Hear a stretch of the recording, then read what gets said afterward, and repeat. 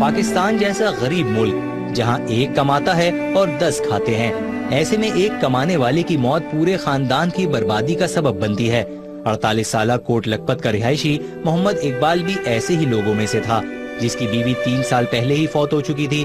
یہ اللہ کا بندہ تنہا تنہا 5 بیٹوں اور 3 بیٹیوں کو ماں اور باپ کی حیثیت سے پال رہا تھا۔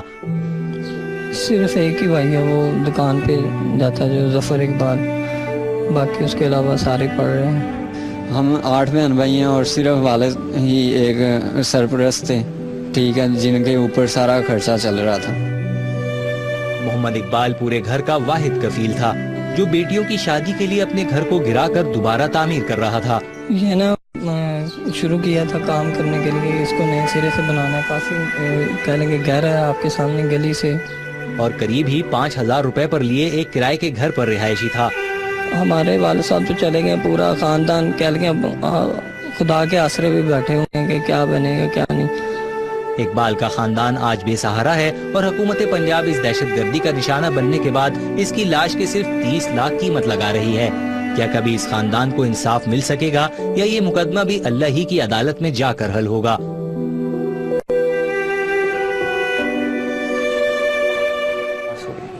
رقیہ بی بی، آپ بہن ہے محمد اقبال کی؟ ہاں جی۔ کی ہویا اس نے؟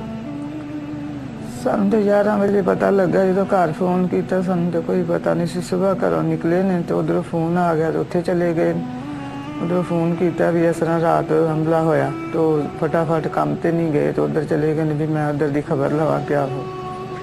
تو سن تو 11 بجے فون تاڑے بھائی نو کس ویلے گولی لگی؟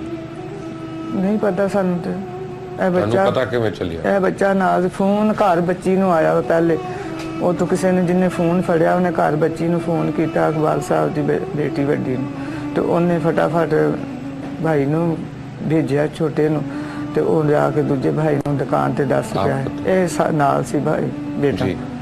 میں ساتھ تھا ابو کے۔ آپ وہاں موقع پہ تھے؟ میں وہاں تھا۔ تو پولیس والوں نے جب اتنی فائرنگ کی تو کسی نے ان کو منع کیا؟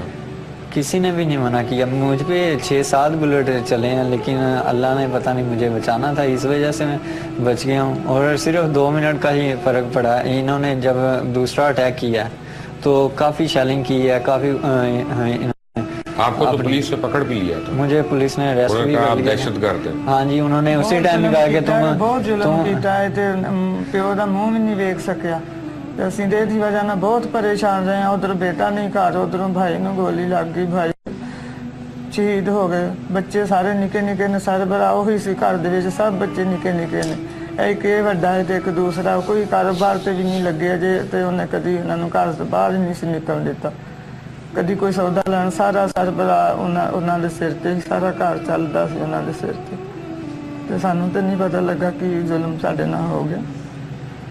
اتنا ظلم کیتا نے، کوشش کیتی ہے میں باپ نو ویکھاں، ڈگے نے بندے، میں آگاہ ہو کے ویکھاں تے مار کٹ کے تے چلا دیتا گڈی دے وچ۔ بہت ظلم ہویا ساڈے نال، بہت ہی ظلم ہویا، برداشت نہیں کر سکدے۔ ساڈے واسطے چ ہوئے تے سزا بدلا لے لی، حکومت کچھ بھی نہیں کوئی کر دے اس وقت۔ کوئی آسرا نہیں، صرف تسلیاں دی جا رہی ہیں، یہ گورنمنٹ بہت اسی نا اس تو تنگ آ اس چیز دے تو جو ساڈے واسطے ہوئے نا تو آپ خود کر لیے جو کرنا ہو۔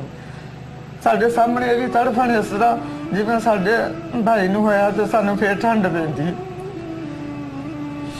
والدہ پہلے انتقال کر چکی تھی اور سب سسٹم 3 سال ہو گئے والدہ فوت ہوئی نوں تے، اور میں نے ان کا مذمت کرنے کی کوشش کی ہے، مجھے پتہ چل گیا تھا کہ میرے والد صاحب جناح ہاسپٹل کی ایمرجنسی میں ہیں، ٹھیک ہے، تو میں بے قابو ہو کے نا میں نے باہر نکلنے کی اسی ٹائم ہی کوشش کی ہے، لیکن انہوں نے پورے راستے نا انٹرس کے اور جو آؤٹ ہونے والے راستے بلاک کیے ہوئے تھے، اور ہر جگہ نا بہت زیادہ پولیس تھی۔ انہوں نے مجھے پکڑا ہے، پھر منہاج کے سامنے، مرکز کے سامنے لے آئے، اور بندے کہہ رہے ہیں کہ یہ تو نہیں تھا، تو کہہ رہے ہیں نہیں اسے بھی بٹھا لو۔ پھر مجھے پولیس والوں نے کہا نہیں بیٹا ابھی آدھے گھنٹے ابھی لے جانا ہے آپ کو اور انکوائری کر کے چھوڑ دیں گے۔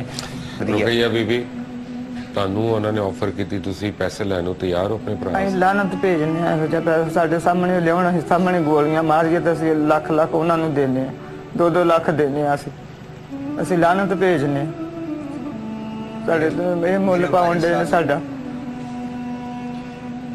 ਬਰਦਾਸ਼ਤ ਹੈ ਸਾਨੂੰ ਨਹੀਂ, ਬਰਦਾਸ਼ਤ ਸਾਡੇ ਕੋਲੋਂ ਸਾਨੂੰ ਤਾਂ ਕੋਈ ਵੇਖ ਨਹੀਂ ਸਕਦਾ ਵੀ ਸਾਡੇ ਤੇ ਕੀ ਬੀਤਣ ਡਈ। ਨਿੱਕੇ ਨਿੱਕੇ ਬੱਚੇ ਦਿਨ ਭਰ ਰਾਤ ਮੈਂ ਵੇਖ ਨਹੀਂ ਪਈ, ਜਿਨ੍ਹਾਂ ਦੇ ਸਿਰ ਤੇ ਮਾਂ ਵੀ ਨਹੀਂ ਤੇ ਪਿਓ ਵੀ ਨਹੀਂ ਜਿਆ। ਲਾਨਤ ਭੇਜਨੇ ਆ ਅਸੀਂ ਇਹਨਾਂ ਲੋਕਾਂ ਦੇ ਉੱਤੇ, ਜਿਹਨਾਂ ਨੂੰ ਕੋਈ ਅੱਜ ਤੱਕ ਕੋਈ ਇਨਸਾਫ ਨਹੀਂ ਮਿਲਣ ਡਿਆ ਸਾਨੂੰ।